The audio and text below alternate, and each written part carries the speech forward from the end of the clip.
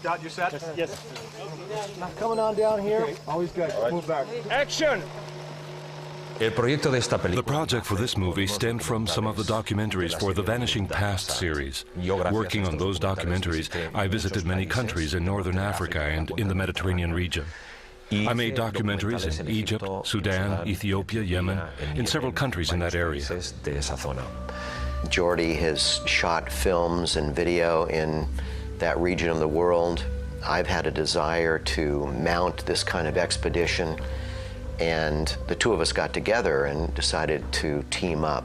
Since they had also thought of making a movie about the Nile, they said, okay, well, this project seems really interesting. It has an unusual take because it talks about the Blue Nile. It focuses on the Blue Nile. And I always thought, no, you know, what we should do is make this an expedition film. Make it first a film about the expedition, and then have the stories that occur along the way come in as vignettes told by our characters as they try to make this first descent of the Nile. We realized that this expedition was really going to be possible when we got to Ethiopia. And on the first day of the shoot, we saw we had a good cast of characters. And above all, we had one particular character by the name of Pasquale Scaturro, who was willing to lead the expedition. Let's go! Nice! Taking me under now! Come on, let's go! The filmmakers, the producers, asked if I could recommend a leader for the expedition. And I felt Pasquale was probably the only person for the job. So I called Pasquale with my sat phone, and he was on the top of Kilimanjaro. And I got him on Kilimanjaro, and I said, Pasquale, can you get here in 2 days? And he said, sure. This man knew absolutely everything, how to set up an expedition, what was needed, what logistical problems were involved in a film production like the one we were putting together. I'm afraid. You want to do this up here then? Yeah. Just at the beginning. So we had two things to organize. We had an IMAX film to organize, and we had an expedition down the river to organize. Well, this would have been utterly and totally impossible without Richard Bangs, the second unit director's help, and of course especially Pasquale Scaturro, the leader of the expedition, a man who's climbed Everest 3 times, who's led expeditions, first descents of many rivers, just the most tenacious, unflappable human being I've ever met. You know, it started last night about midnight, blowing, I don't know, 10 to 15, and then worked up to 20 this morning. It was a good 20 miles an hour.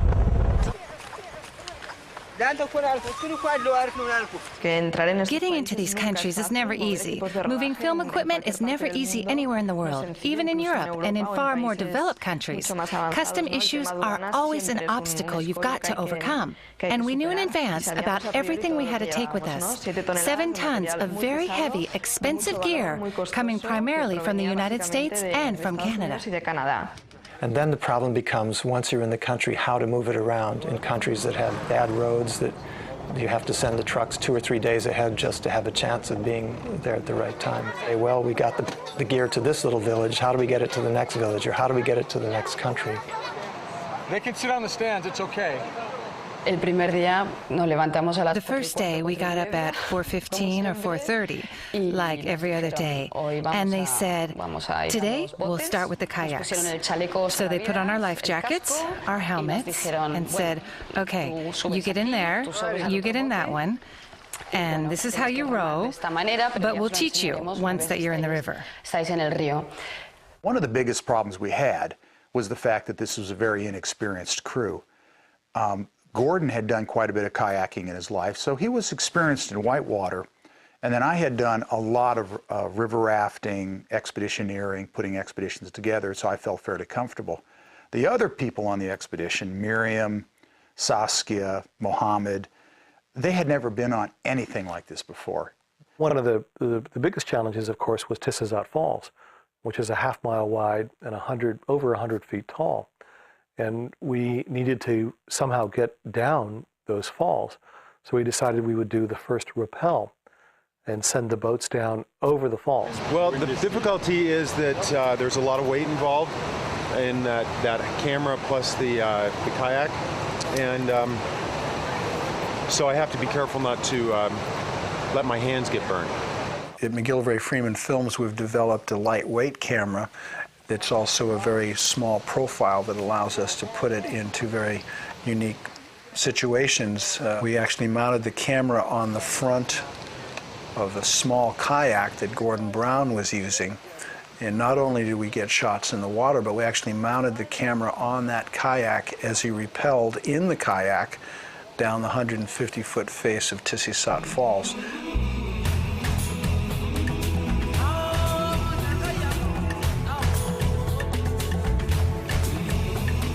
They don't always run. There's a dam that turns them off for 5-6 days of the week. So we had to organize with the government that when we were there filming, the waterfall would actually be flowing. That surprised us a lot. No es difícil, porque vas súper armada, o sea que vamos, que no hay absolutamente ningún problema. Mohammed was very scared because for him, his balance, hanging in midair was not his cup of tea. I think it's nuts, but I think it's great. He's never been rappelling before, and here we are on a 100-foot rappel. Should be fun. To me, the most interesting character in the whole sequence was Mohammed, because he's never rappelled in his life, and here he is doing it. I pushed Mohammed to get it over with. The less time he has to think about it, the better. A little further, a little further, a little further. Okay, move this button. Well, I think it's easy for the audience to relate to the fear that Mohammed had in that circumstance, because it's a 150-foot drop, and he's never rappelled in his life. So my goal in doing this sequence was to try to give people the sense of what that was like, and to experience this waterfall through Mohammed. I've learned a lot about editing working with Steve Judson, who's a first-rate editor. I realized that you never have to give up on a sequence. You always have to search for the best alternatives, for the best edit in Avid. He sat down and he watched the movie and he said, "That's a perfect rough cut." So we were very happy about that, but then I immediately started doing different versions and changing things all around. And Jordy kind of went, "What are you doing? We have this film, we have this direction we're going. Why are you going in these different paths now?" And I just said, well, that's what we do. A certain direction may be effective, but we're still going to try other approaches as well, because they may prove to be even more effective. Action.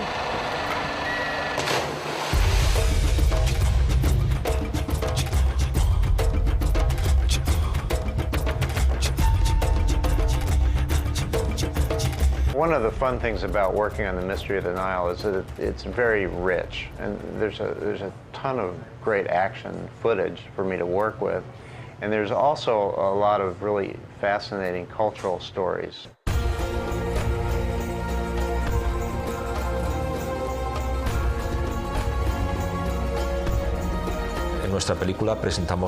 This movie offers the public the Lalibela rock-hewn churches for the first time in IMAX theaters, one of the best remaining wonders of cultural heritage on the entire earth.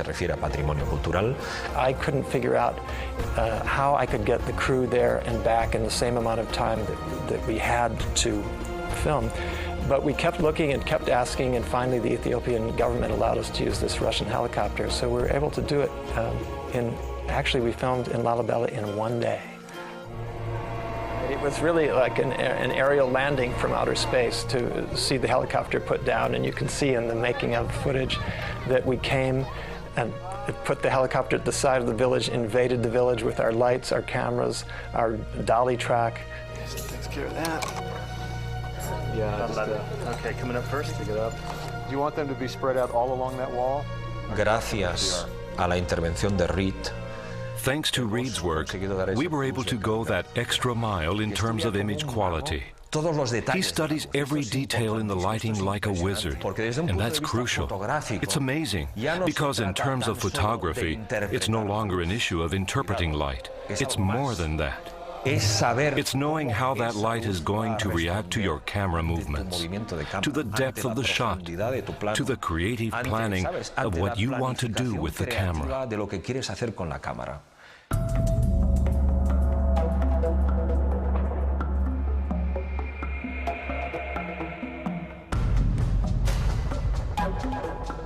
In the Mystery of the Nile shoot, the aerial unit had several problems, the kind of problems you can never foresee, mechanical and technical problems, and breakdowns.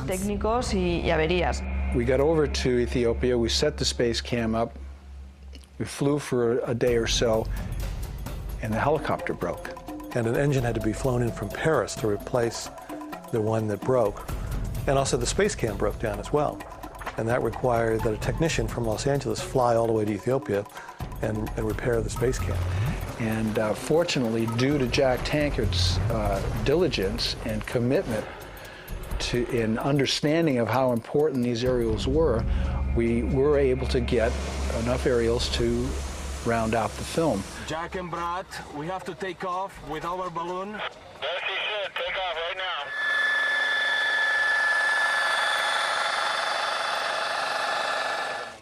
How was the filming today, Jack? Excellent. Beautiful morning. Try it again.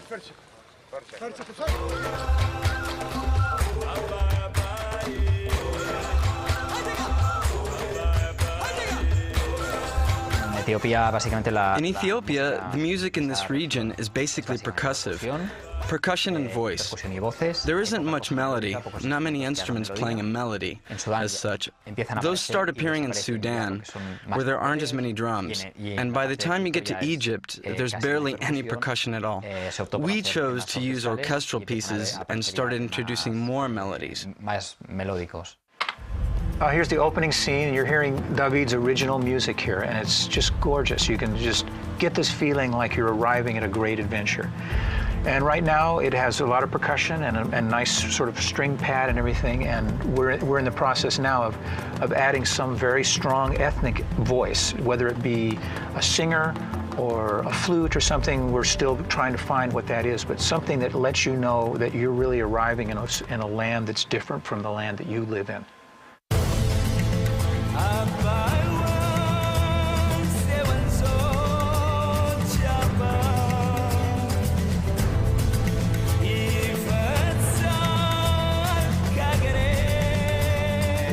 The movie takes place, or part of the movie, in Sudan, and we needed singers, a singer from that area. Rasha was the one who chose the song for the recording because we were looking for a folk song, a song that people sang in Sudan that talked about the Nile, life by the river's edge, or something like that. Es que incluso creo que esto mismo que tú cantas también podría servir para otro momento de la película.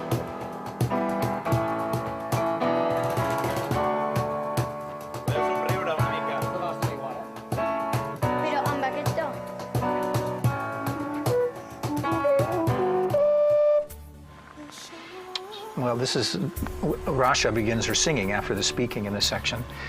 And again, it's very evocative. She's singing almost whispering. And it really lends to this timeless feeling. You know, it's interesting because it's not real energetic. And when you look at this space, you don't really think about energy. You think about time and slowness. And in terms of photography there, it's one of those locations where all I have to do is point the camera someplace, and you'll get a great shot. It's so beautiful. What I insisted on doing there was showing these to the audience just as they were, in utter silence, conveying that feeling you get when you're all alone, staring at these incredible sights.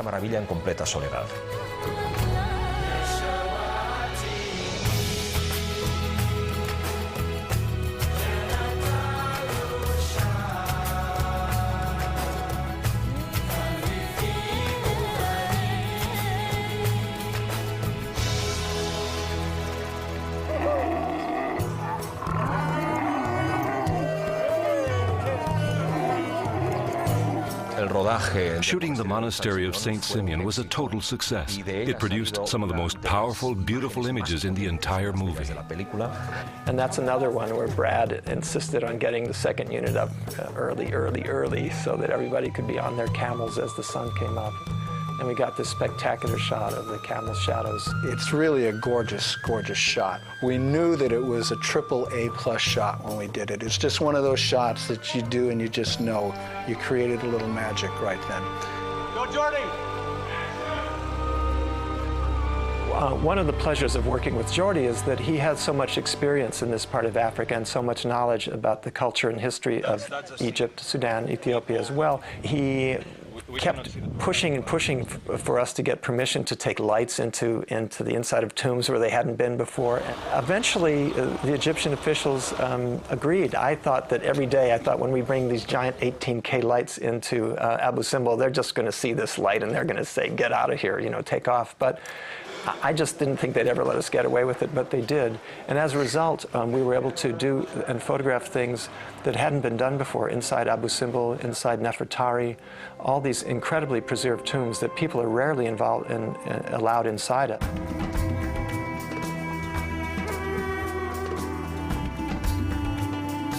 When the crew comes back from location, they come back with many, many hours of footage, and you could make many different movies out of that footage.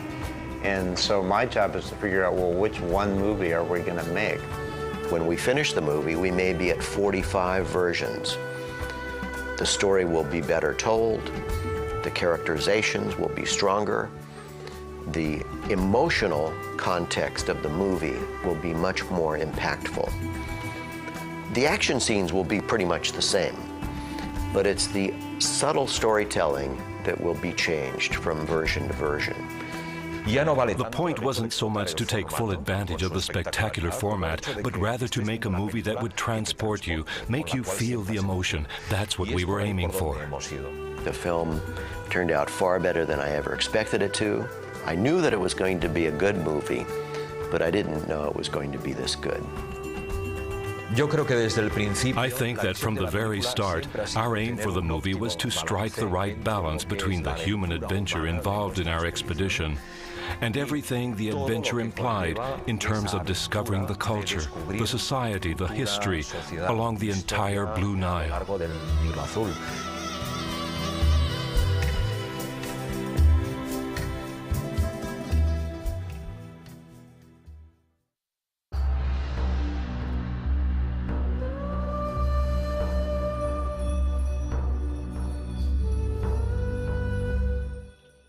Coming up with the cast of characters on this film was a difficult job because Jordy and I wanted a range of characters, women and men, people from around the world. Fortunately, we were able to come up with people who had a certain ability to act well in front of the camera, to be good role models for our audience members, particularly children who come see this film. They sent us some pictures from the United States of this guy paddling a kayak.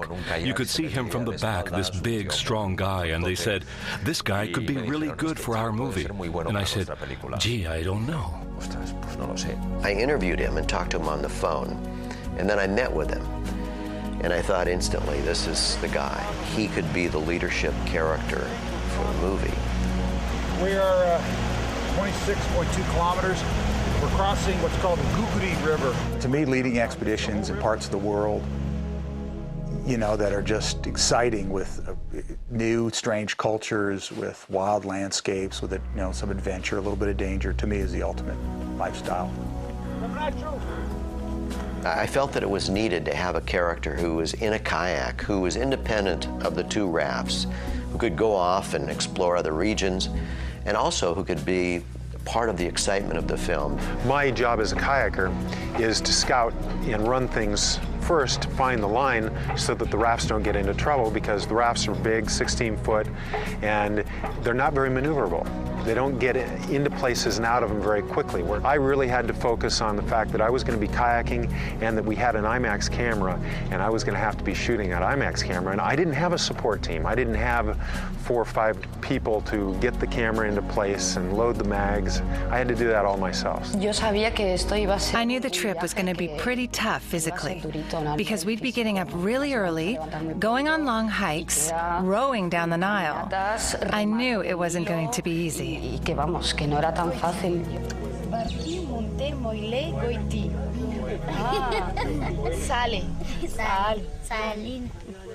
Saskia was well polished as a journalist. You know, she was a joy to have on the expedition. We got along very well. In fact, we had this little joke going amongst us that we were on a honeymoon. Here I am with Pasquale again. Our honeymoon. On our honeymoon. Where are we, Pasquale? We are in beautiful Lake Nasser. We own this. I bought this for Saskia. Thank you very much. much. I'm renaming this Lake Saskia. Yeah? Entre Pasquale and Saskia hit it off in a wonderful way from the very start, because Pasquale is the kind of person who places himself in a leadership role. He's the protective father, and Saskia is the kind of person who's eager to learn. Yeah, Pasquale's a bit of a god. To me, he's been someone with a lot of experience. He really knows what he's doing. He was human, because there he was, sitting in the raft, but he was also like an eagle. He could see far away. He could hear. He was like an Indian who could smell what was going to happen, where the animals were coming from, and when the river was getting dangerous. There's no doubt in my mind that Pasquale had an enormous responsibility on his shoulders, and he felt it. It weighed him down. The fact is that we were in quite a few rough situations, extreme situations. We couldn't afford to have anything go wrong because we were in the middle of nowhere, virtually out of touch with the outside world, so any health problem or accident would have been hard to deal with. And then somehow it happens, and you get there, you make the movie, and nobody gets hurt too badly. Pasquale got hurt a little bit. I thought I was going to pass out when that happened because he was cutting on my leg. And I could feel the knife. You know, it's one of those things where I could feel the knife go on my leg and he's going, I'm going, oh my God. No, Pasquale doesn't exaggerate. It was terrible. This fish was at least this big. When I went back, people didn't believe it. They thought I was exaggerating on this clinic. Mike says, hey, you got to go to the doctor. And Miriam goes, hey, I know this great hospital. It's one of the best hospitals outside Cairo. It's called the German Clinic. Oh, baby. Go ahead. Oh, God. So when Pasquale went into that hospital, I was like, uh-oh. And it was funny because so many times it's like, you know, clear the room out, the doctor needs the space to work. Well, this was like, well, what should we do here? You know, so it's just, you know, it's very all-inclusive. Well, it was not a German clinic. It was a mission that had been started by the Germans, who knows how many years ago.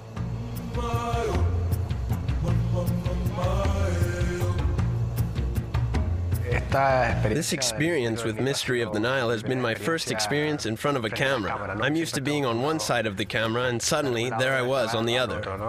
At the beginning of the shoot, I wondered, what's this guy doing?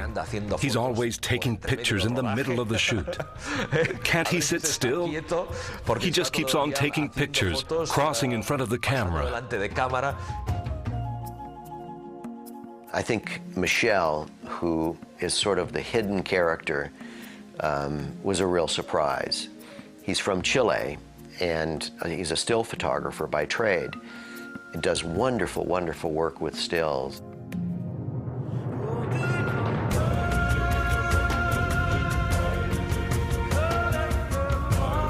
To be honest, there were many times when I would have said, look, I'm taking a car or walking. I'll meet up with you again in a few days. I would have liked to stay with some of these people in their villages, as I've done in other places in the world.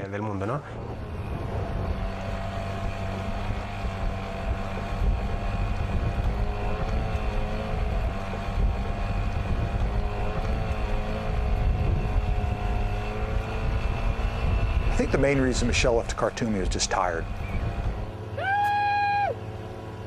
I think he'd been on the river a long time, He wanted to get back to Spain, and so he decided to leave the expedition at that point in time, which left Gordon and I to do the bottom part of it. ¿Qué hemos hecho hoy? Cuéntame. Bueno, pues. Cuéntame. Miriam was wonderful. Miriam Seiko was, she just had a spirit of adventure. She was the one other person that could have easily done the whole trip. Or you have to cover it, or you just know two ways about it. It's raining. The rain is so dirty. Oh. So 1 year of this pollution is like 100 years, 1,000 years ago. One of the biggest mistakes I made as an expedition leader is not making Miriam stay on the expedition for every mile of the way. Because I thought of all the people on the expedition that Miriam Seiko had the ability to complete this expedition, 100%.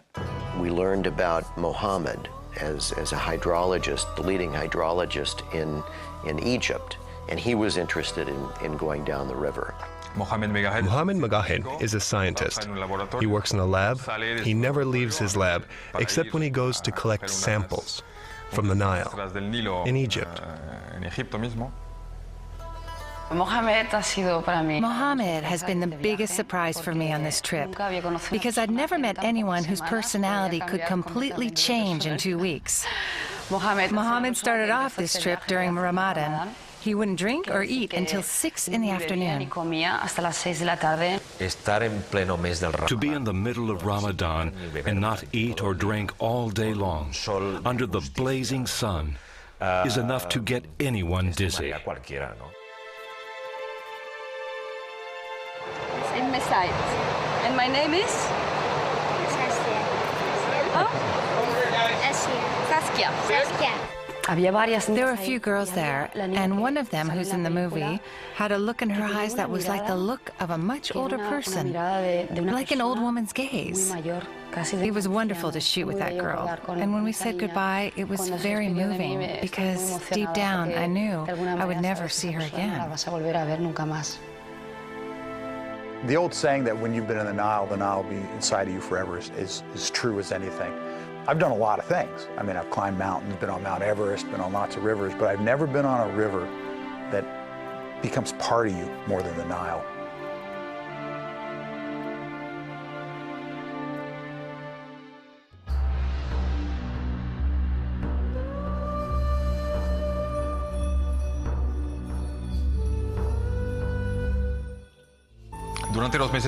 Before we started writing the script, we spent several months doing in-depth research on all the subjects we were going to encounter along the Nile, from its source in Ethiopia all the way down to the sea. In Santa Barbara, where my daughter's going to school, at the bookstore, they were offering books by the historians of the University of California. There was a book by Robert Collins about the Nile. And I picked it up, purchased it, and read it, and then we decided to use Robert Collins as our main academic advisor for the film. I really couldn't turn it down. It's not every day that someone launches a long expedition from the sacred springs of Sakala, all 3,800 miles, all the way to the Mediterranean. Most people in the audience associate Egypt with the Nile. They aren't usually aware of what there is beyond. Okay, this is what we do. We stay on the Gilgel, Abai, but we go straight, okay? And what I stressed was they should concentrate on the mysteries of the Nile at its beginning and beginnings in Ethiopia. And then through the Sudan, which is less known to the general public, and not concentrate so much on the monuments of Egypt, which everyone has almost seen. Ethiopia is one of the countries with the oldest Christian tradition in the world, and we found the most beautiful churches I ever remember seeing in my life. They're Christian churches that are a shock to most public members because most everyone feels that that region of the world is Islamic. Well, it's not, and this is a surprise to people.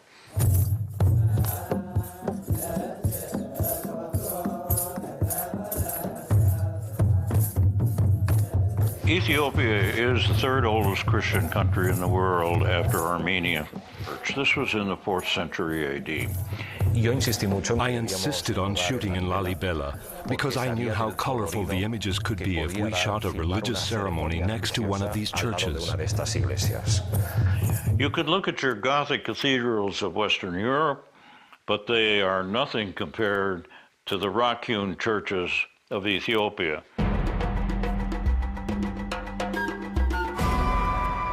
And this is really the importance of the Blue Nile expedition.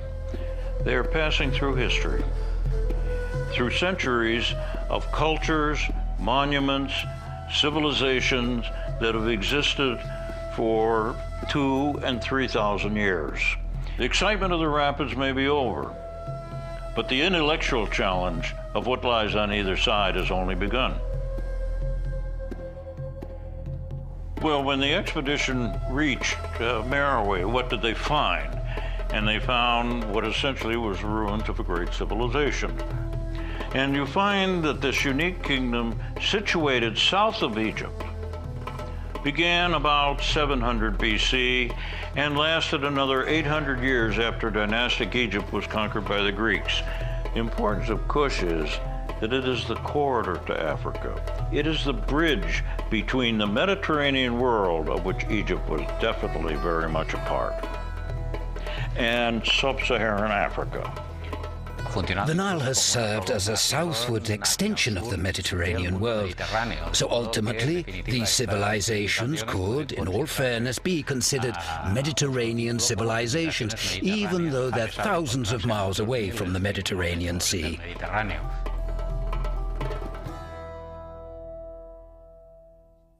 What was particularly fascinating about Meroe was not only that there's more pyramids there than actually in Egypt, the so-called Black Pyramids of the Kingdom of Kush, but this was also the first ecological disaster in terms of their cutting down all the trees that were there at that time.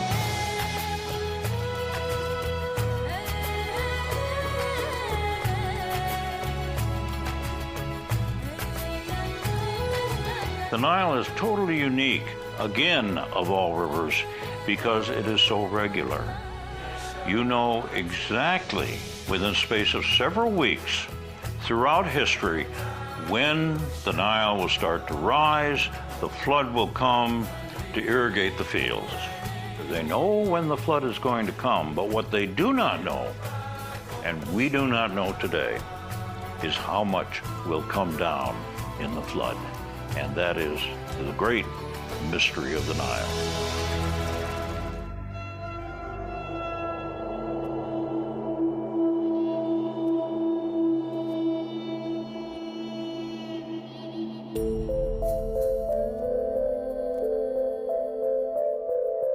The two temples of Abu Simbel are incredible works of engineering performed during the reign of Ramses II, as is well known. These represent a divinization of the pharaoh himself and his wife Nefertari, who are at the gates of Egypt to oversee the annual flooding. Without the Nile, Egypt would be nothing more than sand and rock and wind. There would be no 3,000 years of dynastic Egypt. 3,000 years, that's longer than Western civilization.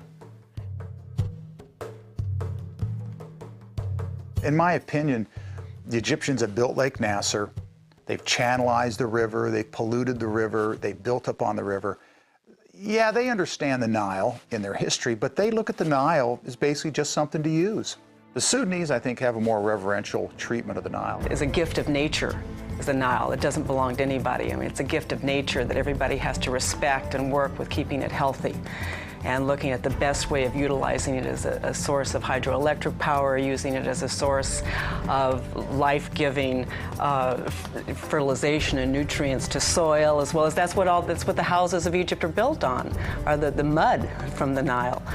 What I think will happen to the Nile, and you're seeing it at the Fourth Cataract Dam, is that within 50 years, the adventure we just did on the Nile will no longer be possible.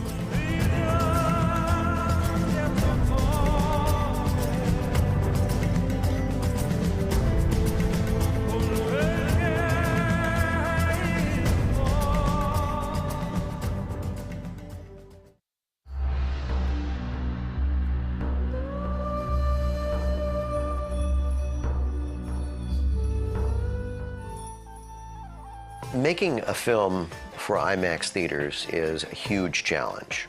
It's a totally different way of making a movie than a conventional film. You have to be very aware of the fact that everything you shoot is going to be projected on a 6,500 square foot screen, if not bigger, where the spectators are going to be immersed in the image. You have to, therefore, throw away everything that you've learned in film school, by doing television films, by doing films for features. It's a different way of understanding the language of movie making. Composition is completely different. The panning and tilting speeds are completely different. The way that you introduce information into the frame, either by panning or bringing characters in, or by tilting down or tilting up, is completely different than the way you would ordinarily do it for traditional filmmaking. The other thing you have to bear in mind when you're planning your shots is that the actor's work is very tricky, because the slightest mistake gets really blown up. It's hard to make a good movie, and it's especially hard to make a good IMAX movie. I like to describe it as making an IMAX movie is taking big, heavy cameras and putting them places they don't want to be to help the viewer experience something they couldn't otherwise experience.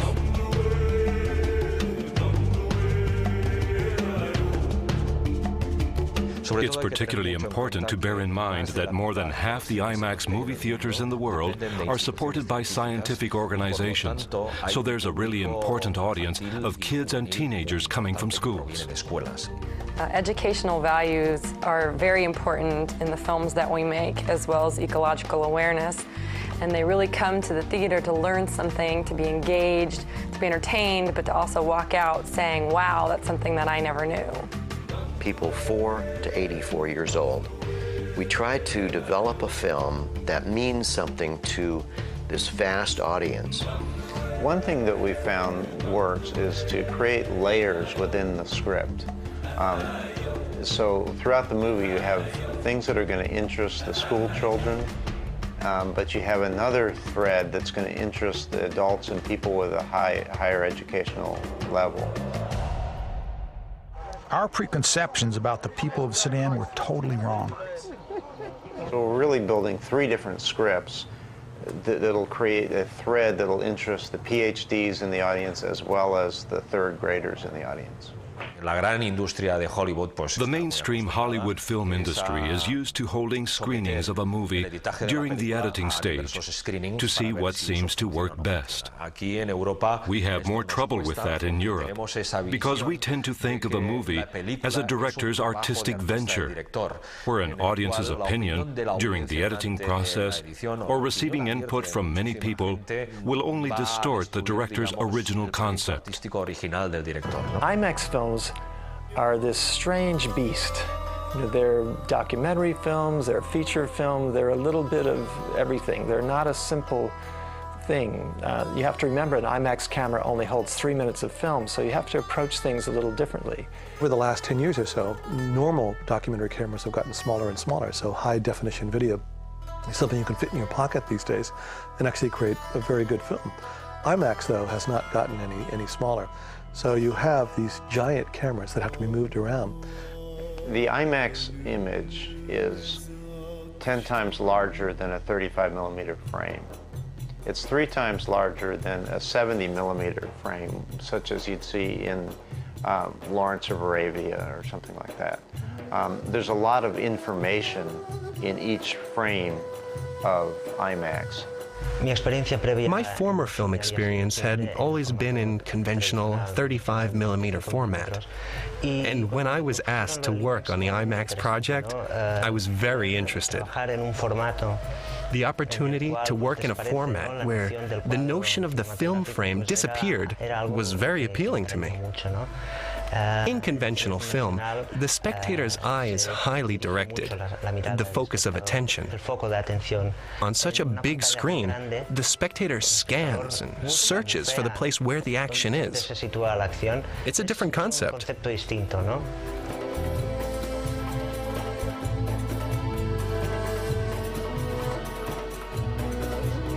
When you're dealing with IMAX format, many sequences are only made up of images and music, with no text, no effects. And that enables you to develop the music at the level of the images, very striking images. You've got to try to make the music as striking as the images. My experience in the IMAX field is that the music really plays a large role, and a lot of times it wins that battle more than it would in any other film mix, because it just brings so much to the color and the size of the picture.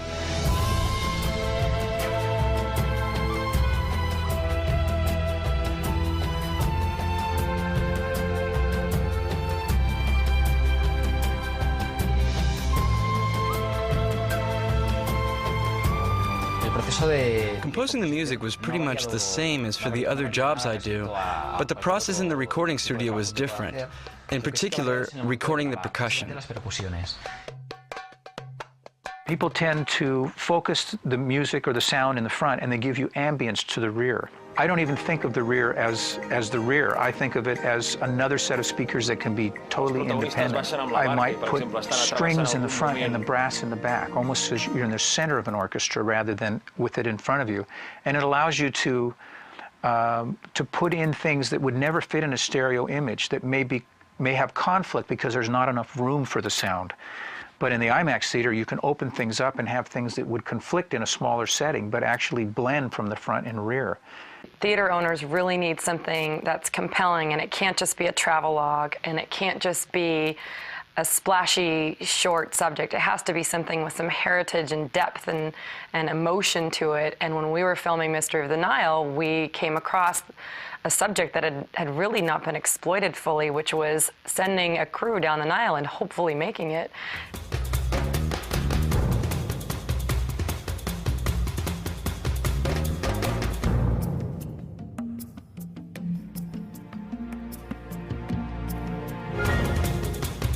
The IMAX experience, to me, is the most mesmerizing and exciting film experience there is. That's why I love making these films. That's why this Nile film is so interesting to people, is that they know that they are not able to get there, that it's nearly impossible to run the Nile on your own.